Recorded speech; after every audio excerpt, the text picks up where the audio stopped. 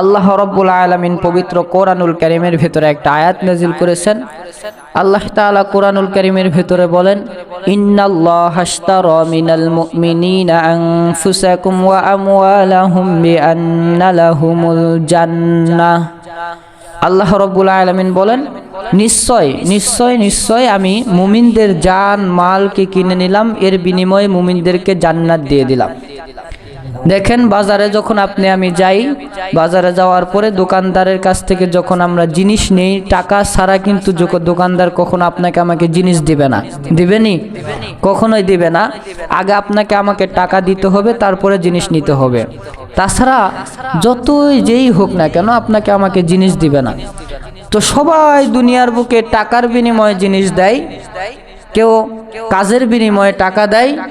দেখেন, একজনের বাড়িতে আপনি যদি কাজ না করেন, হুদাই আপনাকে বসিয়ে রাখে, সে কখনোই বেতন দিবে না। দিবেনি? দিবে না।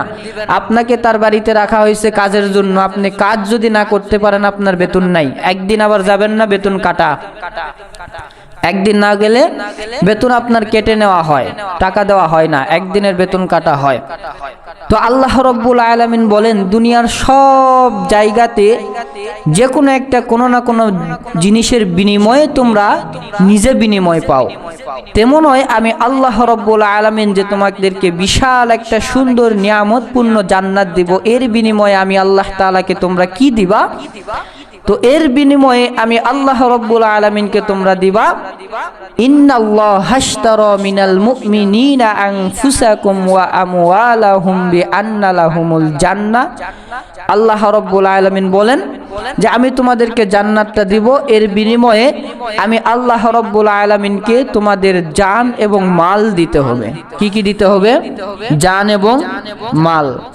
জানের দ্বারা কি উদ্দেশ্য, মালের দ্বারা কি উদ্দেশ্য? মাল দ্বারা উদ্দেশ্য হইতেছে আপনার আমার উপার্জিত যে সম্পদগুলো আছে, এই সম্পদগুলো আল্লাহ তাআলার রাস্তায় ব্যয় করতে হবে। কেউ কখনো বলেছে, কোনো হুজুরেরা বলেছে বা কোনো হাদিস শরীফে বা কোনো কোরআনে আসেনি এরকম যে আপনার জিন্দেগিতে যত কামাই করছেন সব আল্লাহ রাস্তায় দেন? আছে? আল্লাহ তাআলা সেটা বলে নাই।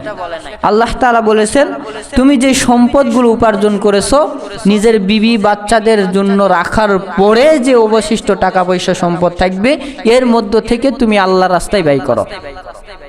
আল্লাহ তো বলতে পারতেন সব ব্যয় করতে হবে, তাছাড়া জান্নাত নেই, বলতে পারতেন না? কিন্তু আল্লাহ আমাদেরকে মহব্বত করেন, আমাদেরকে ভালোবাসেন, বিধায় বলছেন তুমি আগে নিজে খাও, আগে নিজের বিবি বাচ্চাকে খাওয়াও, এরপরে যে সম্পদটা বাঁচবে এর মধ্য থেকে আল্লাহর রাস্তায় তুমি দান করো। কিন্তু আমরা সেটুকুও করতে পারি না। নিজের বিবি বাচ্চাকে খাওয়াইতেছি, নিজে খাইতেছি, আত্মীয় স্বজনকে খাওয়াইতেছি, বাদ বাকির টাকা দিয়ে বিল্ডিং বানাইতেছি, আল্লাহর রাস্তায় দানই করি না। আল্লাহ তাআলা বলেন, মুত্তাকিন বান্দা কারা? আল্লাযীনা ইনফিকুনা ফিস সাররাই ওয়াদ দাররা। আল্লাহ তাআলা বলেন, মুত্তাকিন বান্দা তো তারাই যারা সুখে দুঃখে সর্বদাই আল্লাহর রাস্তায় ব্যয় করে। সুবহানাল্লাহ। শুধু দুঃখের সময় ব্যয় করলে হবে না। আমার সন্তান বিরাট একটা অ্যাক্সিডেন্ট করছে, সে দুনিয়াতে আর বাঁচার কোনো সম্ভাবনাই নাই। আপনি এখন নিয়ত করছেন, আল্লাহ আমার সন্তানকে বাঁচাইলে আমি মসজিদে 200 টাকা দিব, আল্লাহ আমার সন্তানটারে বাঁচাইলে মসজিদে 10,000 টাকা দিব। এটা দুঃখের সময়। এটা কিসের সময় দান করা? দুঃখের সময় দান করা। কিন্তু এই কষ্টটা আপনার দূর হয়ে গেল, আপনার সন্তান সুস্থ হয়ে গেল, আপনার সন্তান যেই সন্তান দুনিয়াতে বাঁচার কথা নয়, এই সন্তানটা বেঁচে গেল, এই কষ্টটা দূর হওয়ার পরে আপনি আল্লাহ তাআলারই ভুলে গেছেন। সুখের সময় আর দান করেন না। আপনার বাড়িতে একজন ফকির মিসকিন গেলেও তারা টাকা দিতে চান না। 10 টাকা 5 টাকা রাস্তাঘাটে অনেক মানুষ পড়ে থাকে, আপনার কাছে হাত পাতে, আপনি 10টা টাকাও তাকে দিতে চান না। 10 টাকা দিলে কিছু কিছু মানুষ আছে 10 টাকা দেয়, যেই টাকাটা দোকানে চলে না। কি করে না? দোকানে যেই টাকা চালাইতে পারে না, এই টাকাটা ফকিররা দেয়। ফকির চালাক, চালাইতে পারলে পারুক, না পারলে না পারুক। অনেক মানুষ এমনও আছে মুর্শিদে আসিয়া, প্রত্যেক শুক্রবারে আসিয়া বাড়ির ভেতরে টাকার ভেতরে সবচাইতে নর্মাল যে টাকাটা আছে এটা মিলিয়ে যায় মসজিদে দেয়। মসজিদের কমিটিরা কেমনে চালাবে তাদের বিষয়। আমি তো দিছি, আমি তো আল্লাহকে বলছি যে আল্লাহ আমি দেওয়ার কথা দিছি। আরে ভাই, এই দানের কোনো মূল্য নাই, আপনি দান করছেন, আপনার টাকাটা চলতেছে না বিদায় এই দানের কোনো মূল্য নাই।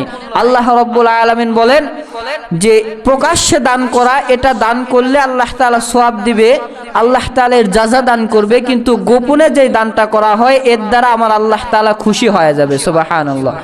কি হয়ে যাবে? খুশি হয়ে যাবে যে আমার বান্দা গোপনে আমি আল্লাহর রাস্তায় টাকা দান করেছে। কিন্তু আমরা গোপনে করতে চাই? গোপনে করতে চাই না, প্রকাশ্যে করি, তারপরে অসল টাকা। দেখেন প্রত্যেক জুমার দিন মসজিদে আসিয়া দেখেন প্রত্যেক দিন আপনি বাজারে যাচ্ছেন, যায় চা খাতেই 10 টাকা খরচ, 10 টাকা খরচ হয় না? আর প্রত্যেক সপ্তাহে 7 দিন পর একদিন মসজিদে যদি 10 টাকা দেন, আপনার ক্ষতি হবে না লাভ হবে? না, ক্ষতি হবে মনে হয়। এই জন্য 10টা টাকাও মসজিদে নিয়ে আসেন না। আমাদের মাঝে এমন এমন ব্যক্তি আছে 1টা টাকাও মসজিদে দেওয়ার জন্য আনি নাই। কেন ভাই? প্রত্যেক দিন তো আমরা গোবর চাপা বাজারে যাই, 10 টাকার করে চা খাই, বন্ধু বান্ধবের সাথে দেখা, বন্ধুরে একটা চা খাওয়াইতে এরকম করতে করতে 20 টাকা 50 টাকা শেষ। অথচ 7 দিন পরে আপনাদের নিজেরই মসজিদ, আপনি মারা যাবেন, আপনার সন্তান থাকবে, আপনার সন্তান মারা যাবে, তার সন্তান থাকবে, সবাই এই মসজিদে নামাজ পড়বে। আপনি যে 10টা টাকা দান করেছেন, এই 10 টাকা দিয়ে মসজিদ কমিটির একটা ফ্যান কিনছে, একটা ইট কিনছে, একটা সিমেন্ট কিনছে, আবার একটা রড কিনছে, আপনার টাকাটাই এর ভিতরে লাগানো আছে। আল্লাহ তাআলা বলেন এই মসজিদটা কিয়ামত পর্যন্ত থাকবে, কিন্তু মানুষ কিয়ামত পর্যন্ত থাকবে না।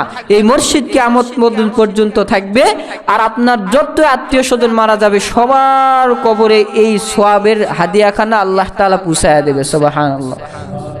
একটা ইট এই দেওয়ালে লাগানো আছে। আচ্ছা বলেন তো, আপনি মারা যাবেন, আপনার 14 গোষ্ঠী মারা যাবে, ইট কখনো খুলবে? তাহলে এই ইট কিয়ামত পর্যন্ত থাকবে। মসজিদ কি ভাঙা হয়? কিয়ামতের দিন আল্লাহ তাআলা নিজেই মসজিদে উঠায় নেবেন। তো যখন ইট যতদিন পর্যন্ত এই মসজিদের দেওয়ালে লাগানো থাকবে, ততদিন আপনি কবরে শুয়ে শুয়ে শুয়ে শুয়ে সওয়াব পাইতে থাকবেন। সুবহানাল্লাহ। তাহলে আপনাদের মসজিদে কাজ হচ্ছে না? তো এই মসজিদে দান করার দরকার আসেনি? এখানে কি অন্য এলাকার মানুষেরা দান করবে না? আপনার আমার ঘরটারে এত সুন্দর করে সাজায় রাখছি, দেখবেন ঘরের ভেতরে ফুলের মালা লাগাইছি, ঘরের ভেতরে জীবজন্তুর ছবি লাগাইছি, ঘরের ভেতরে সুন্দর করে সাজাইছি, যাতে করে ঘরে ঢুকলে মনে হয় এটা জান্নাত। কিন্তু আপনার মসজিদটা এখনো সাজানো হয় নাই। আপনার মসজিদে যে 10 জন মানুষ এসে নামাজ পড়বে, এই পরিবেশটাই হয় নাই, আর আপনি নিজের ঘরটারে কেমনে সাজায় রাখছেন?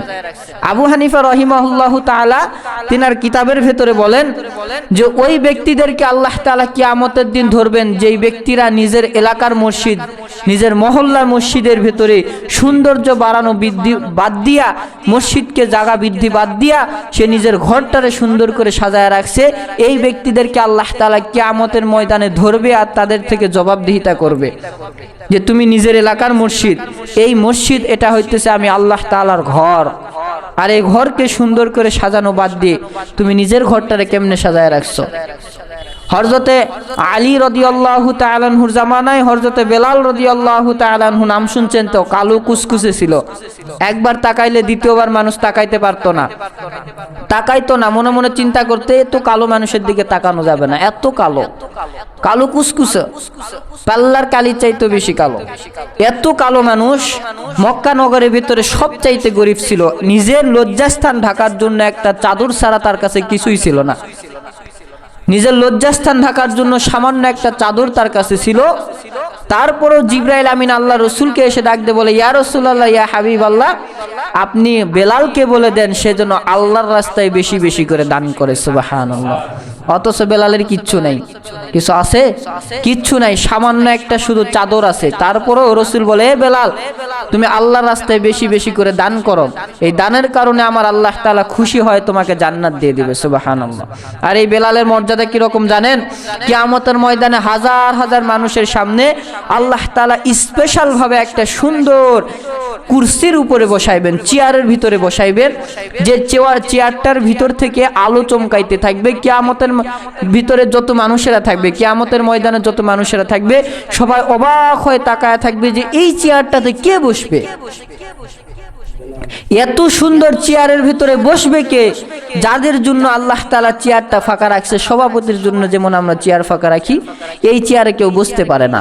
তো আল্লাহ তাআলা একটা চেয়ার ফাঁকা রাখবেন, এত সুন্দর চেয়ারটা হবে, সবাই সেই চেয়ারের দিকে তাকায় বলবে হায় হায় এত সুন্দর চেয়ারে কে বসবে, কার কপাল এতই ভালো যে এত সুন্দর চেয়ারে বসতে পারবে। আল্লাহ তাআলা সবাইকে ডাক দিয়ে বলবে সবাই শুনে নাও, এই চেয়ারে আমার সবচাইতে সুন্দর সাহাবী হযরতে বেলাল রাদিয়াল্লাহু তাআলা আনহু বসবেন। সুবহানাল্লাহ। আচ্ছা, বেলাল রাদিয়াল্লাহু তাআলা আনহু সুন্দর না অসুন্দর? কিন্তু আল্লাহ তাআলা বলেন আমার নিকটে পৃথিবীর সবার চাইতে সুন্দর। সুবহানাল্লাহ। এত সুন্দর মর্যাদায় তিনি কেন পাইলেন? তিনার কিছু আমল আছে, যাই হোক ওই দিকে গেলে একটু বৃদ্ধি হয়ে যাবে। তো তিনাকে আল্লাহ তাআলা এত সুন্দর মর্যাদা দান করবেন। তিনি খুবই গরিব ছিলেন, তিনার নিকটে পরনের শুধু একটা চাদর ছাড়া কিছুই ছিল না। তারপরেও আল্লাহ রাসূল সাল্লাল্লাহু আলাইহি ওয়াসাল্লাম বলেন, বেলাল তুমি আল্লাহর রাস্তায় বেশি বেশি করে দান করো। একটা ময়দানের ভেতরে আল্লাহ রাসূল সাল্লাল্লাহু আলাইহি ওয়াসাল্লাম বয়ান করতেছিলেন বসিয়া, সমস্ত সাহাবায়ে কেরাম বসে আছে। আল্লাহ রাসূল সাল্লাল্লাহু আলাইহি ওয়াসাল্লাম হাদিসটা বলছেন যে পৃথিবীর বুকে যারা বেশি ধনী ব্যক্তি ছিল, এরা একজন গরিব জান্নাতে যাওয়ার পরে 500 বছর পর একটা ধনী ব্যক্তি জান্নাতে যাবে। কয় শত বছর পর? 500 বছর পরে। হযরত ওসমান রাদিয়াল্লাহু তাআলা আনহু একটা কোনায় গুনগুন গুনগুন করে কান্না শুরু করে দিছে। ছোট বাচ্চারা যেমনে কাঁদে, ওসমান গনি রাদিয়াল্লাহু তাআলা আনহু গুনগুন গুনগুন করে কান্না করতেছে। আল্লাহর নবী ডাক দিয়ে বলে কে কান্না করতেছে? তো রাসূল বলার পরে সমস্ত সাহাবায়ে কেরাম ডাক দিয়ে বলতেছেন, ইয়া রাসূলুল্লাহ আপনার সাহাবী হযরত ওসমান গনি রাদিয়াল্লাহু তাআলা আনহু কান্না করতেছেন।